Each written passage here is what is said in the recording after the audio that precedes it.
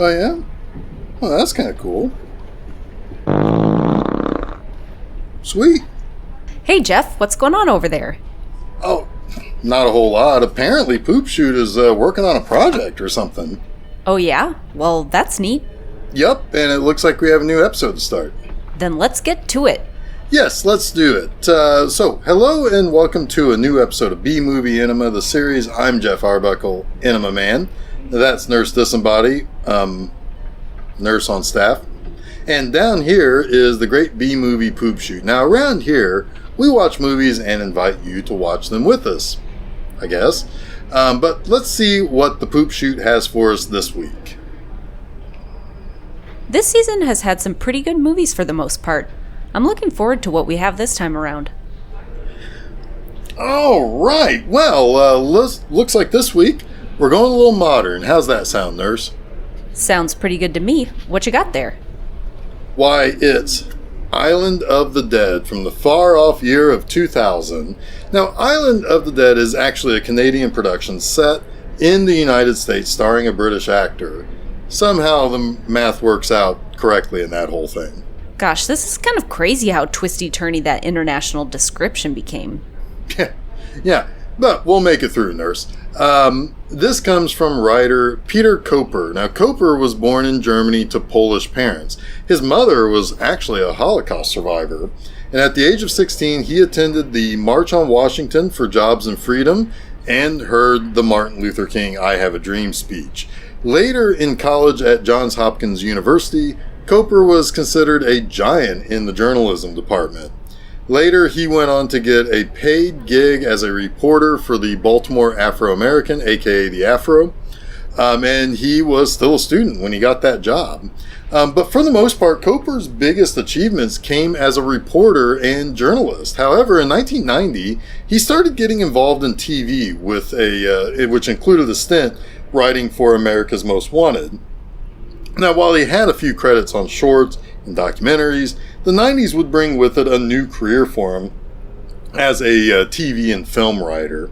And in 1991, he did uncredited rewriting for one of the segments in the George Romero and Dario Argento anthology horror film, Two Evil Eyes. And in 1995, he wrote and produced the horror comedy Headless Body and Topless Bar, which was a little bit of an indie darling. But it was this movie in 2000 that likely had the most notable cast. We'll talk a little bit more about the setting of this movie in the next segment, but I suspect his influence for writing it came from spending a good portion of his life living in New York City.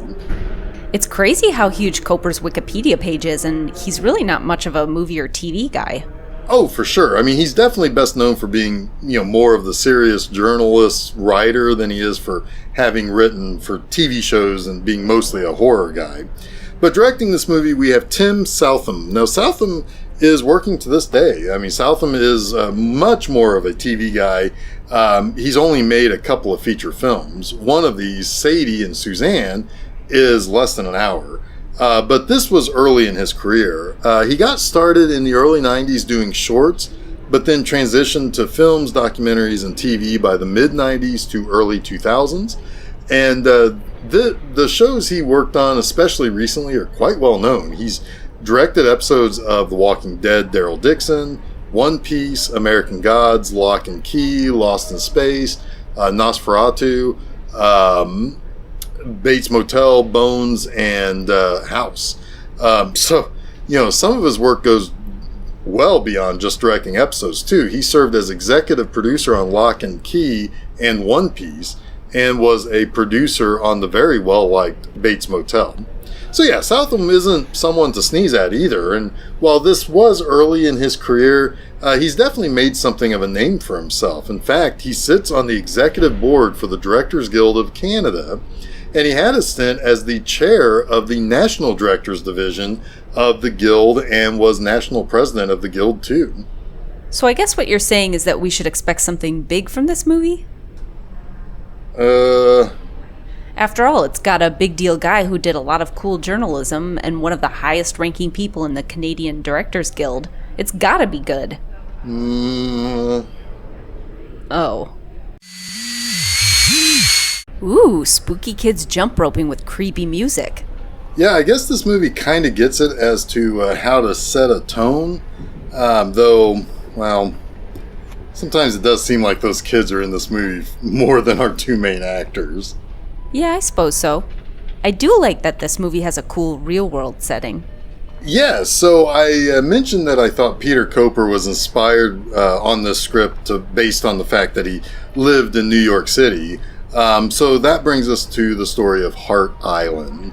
Hart Island sits in Long Island Sound, basically right in the middle of Long Island and the Bronx. Hart Island is actually part of the borough of the Bronx, and it's only about a mile long. Nobody knows really exactly why it's called Hart Island. Some think that it was the British who named it Hart Island with the E because, like, they thought that it looked like a human organ. That looks nothing like a heart. I don't know. I mean, there's that fat part of the island that kind of looks like a human heart. What? No, that's not what a human heart looks like. They look like this. Nurse, that's not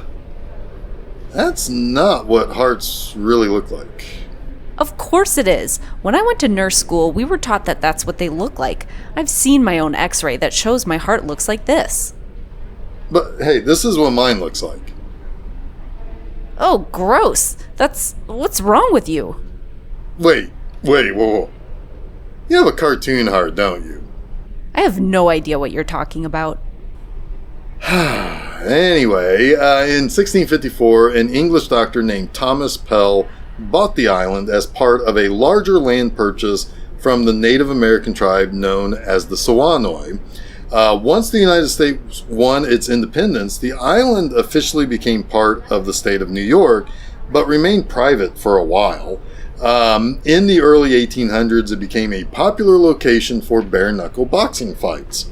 Then, in 1864, it was used for the first time publicly as the training grounds for the 31st Infantry Regiment of the United States Colored Troops, which was an all-black regiment in the Union Army.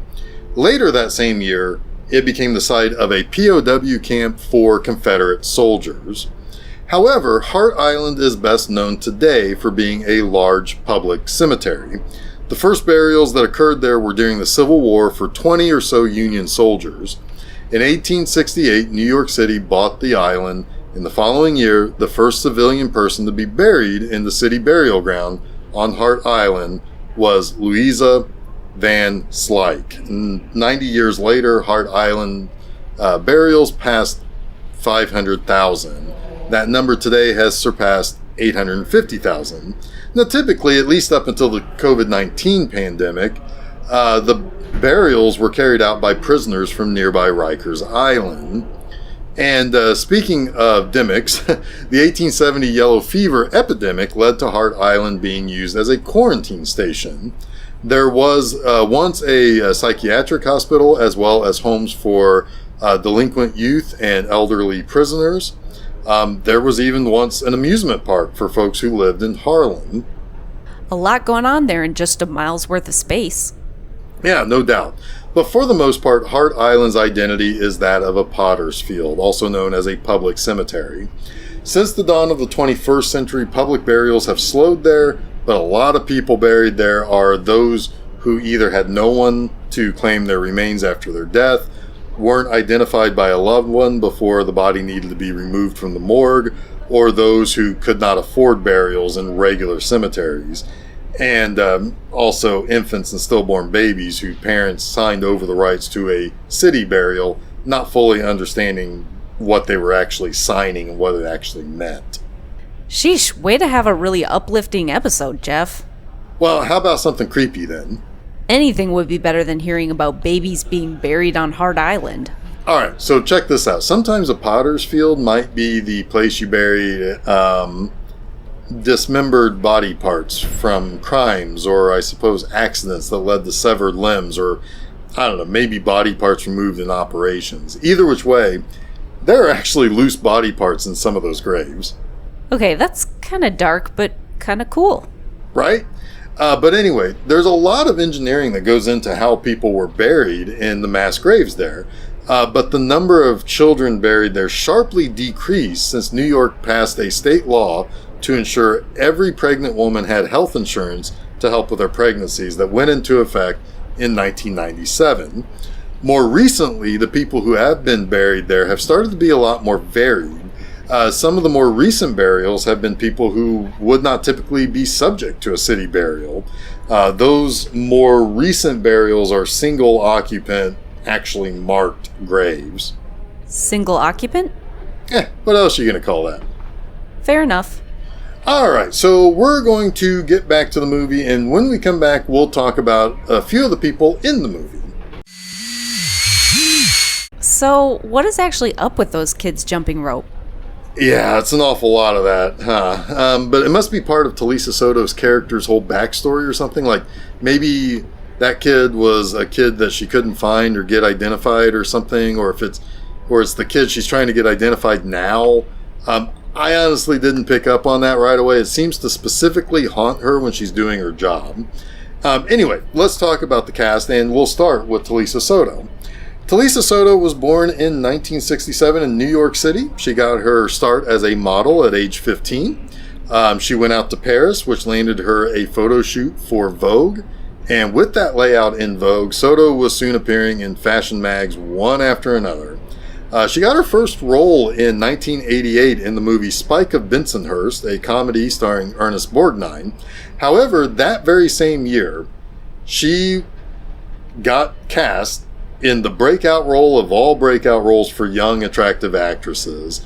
She was cast as Lupe Lamora in one of two Bond girls in Timothy Dalton's second and very good outing as James Bond in 1989's License to Kill. But after License to Kill, Talisa Soto didn't really get too many major roles, but she did have a few recognizable films on her resume.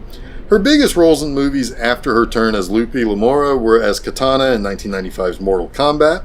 She was one of Johnny Depp's loves in Don Juan DeMarco, and she played the titular Vampirella in the incredibly campy and pretty damn bad 1996 Vampirella movie. The latter one I covered on the blog.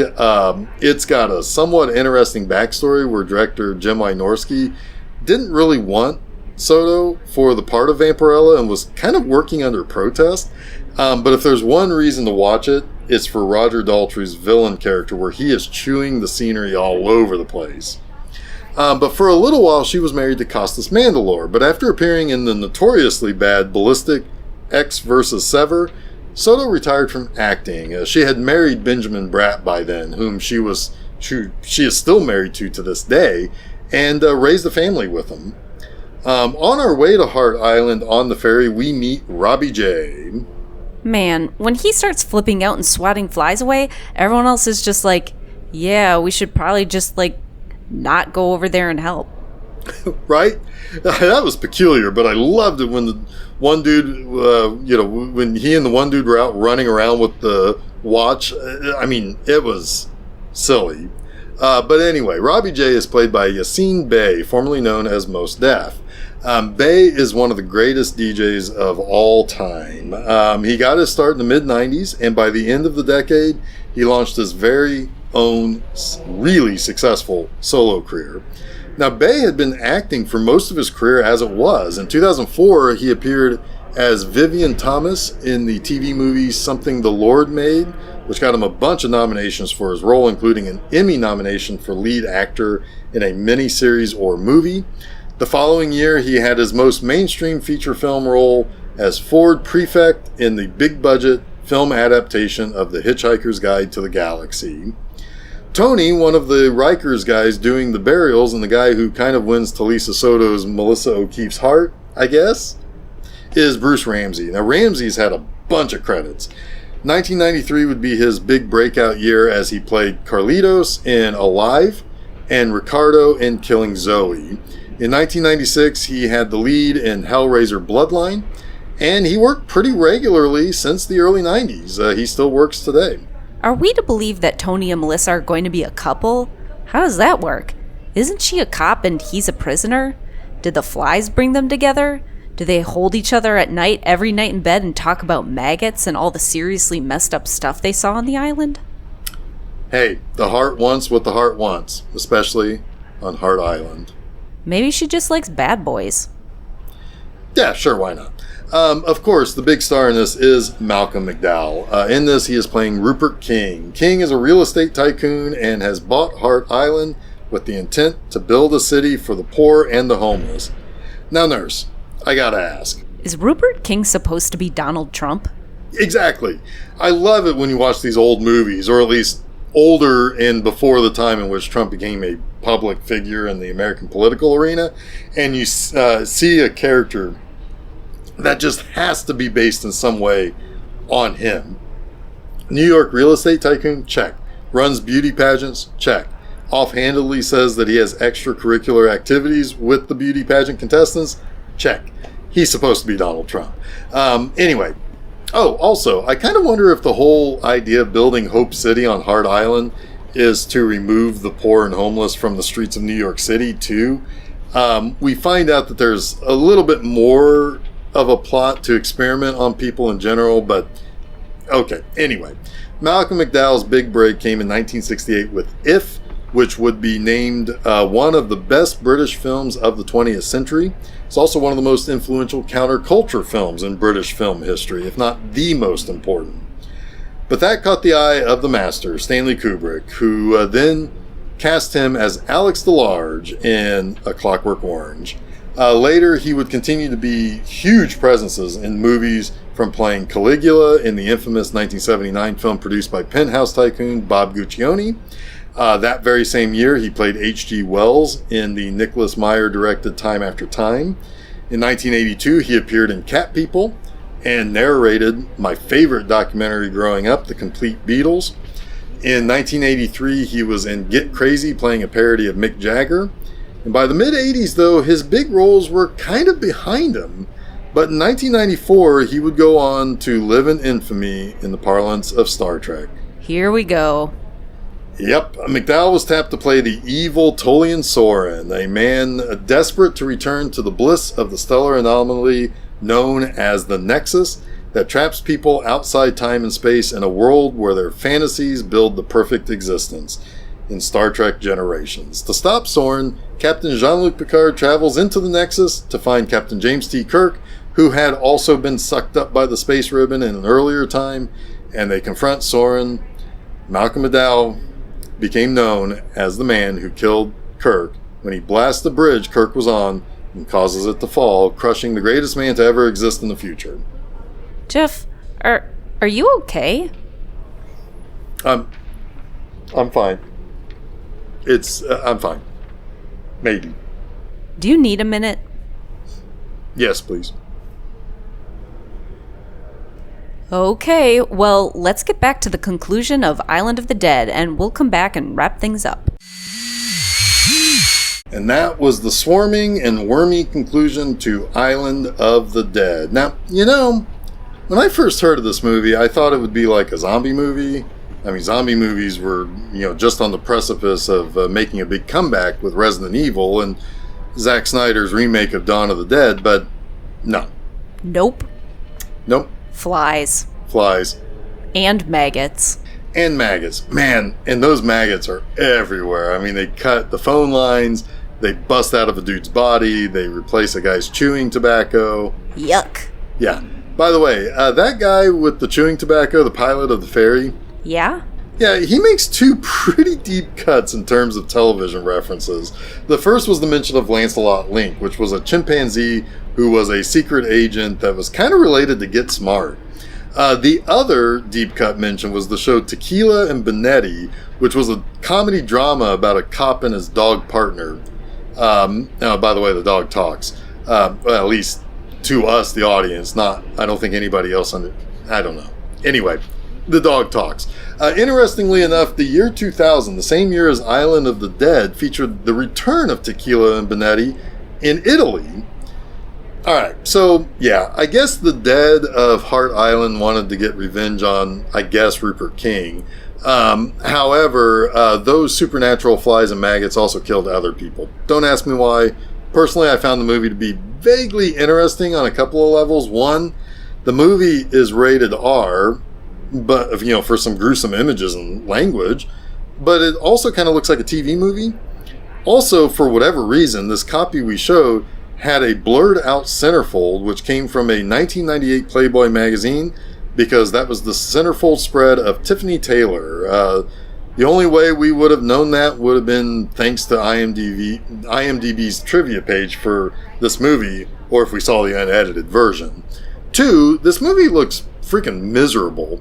They clearly filmed this in winter, and it's gray and dour and depressing, which I kind of guess makes sense for this being Hart Island, and a big part of the plot deals with Talisa Soto needing to identify a young victim of a crime. And I mean, there are scenes dealing with mass graves, etc. But man, all that gives us is like a little bit of moody atmosphere for the movie. And I dig it that the lifelessness of the movie really kind of comes through with the way it looks too. So I kind of dig that. Also, there's some cool practical effects and makeup in this movie too, but you aren't here to get my opinions. You're here for Nurse Disembody. So Nurse, give us your final review. This one is kind of frustrating. It is funny that a lot of IMDb reviews are 1 and 2 stars and complaining about how bad the movie is. It's not that bad. These guys clearly haven't seen some of the movies on this show or reviewed on the blog. But anyway, the movie's worst crime is how lackluster the whole plot is. It's kind of boring. It would have been so nice to have gotten more info about the island or Rupert King's background. Maybe more of that and less jump rope. The supernatural stuff could have gotten a lot spookier if they did something with the Hart Island setting. But on the other hand, Malcolm McDowell is a good evil boss man. He's good at being bad. Also, since this is the most recent movie we've ever shown on this show, it's neat to compare something like this to the older stuff we show. So, in the end, this gets 3.5 out of 5 poops from me. Back to you, Jeff. Yeah, I definitely agree with you, Nurse. The movie is a little bit boring. I wonder if they were concerned about the effects of the flies, or if they didn't have the budget for too much, so they had to really rely on the characters. There are some interesting characters here that enhance this movie. I mean, McDowell is good. There is something going on with Talisa Soto, but we just don't quite get enough to really best understand her. The guys from Rikers were also interesting, and all had different personalities and points of view. It just doesn't really fully come together. I love that the warden guy on the island who brings people in for the burials and whatnot admits straight up to Talisa Soto that he does not know what to do with everything going on around them. I mean, that's something you don't see enough in movies. He turns to another character, a woman no less, and tells her he has no answer for what's going on. And from that moment on, she became the lead and the person with the plan to try to get off the island. Oh well, the movie doesn't quite work out. C'est la vie. So I think we should probably wrap things up. We're going to go get ourselves a big pouch of wormy chewing tobacco and swat at some digital flies. So for the Great B-Movie Poop Shoot and Nurse Disembody, I'm Jeff Arbuckle, and we'll see you next week.